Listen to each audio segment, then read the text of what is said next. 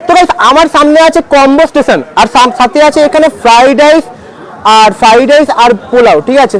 এখানে আছে চিকেন কষা, আর আবার এখানে আছে চিলি চিকেন, ঠিক আছে। তো গাইস ফার্স্ট টাইম একটু পোলাওটা আমি খেয়ে দেখি কিরকম। তো এরকম পোলাও, ঠিক আছে, পোলাও আর কি হবে।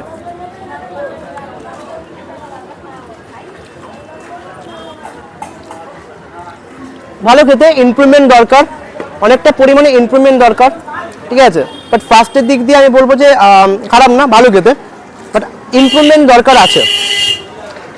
পেছনে টোটো, এটা তো হবে যেখানে ফুড ব্লগাররা টোটো অন দেবে, আমি এখানে খেলে উপর থেকে বৃষ্টি পড়বে, সর এরকম হবে, কমন ব্যাপার, নর্মাল ব্যাপার।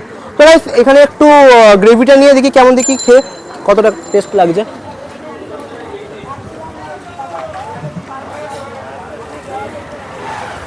এটা কি চিকেন কষা? চিকেন কষাটা না দারুণ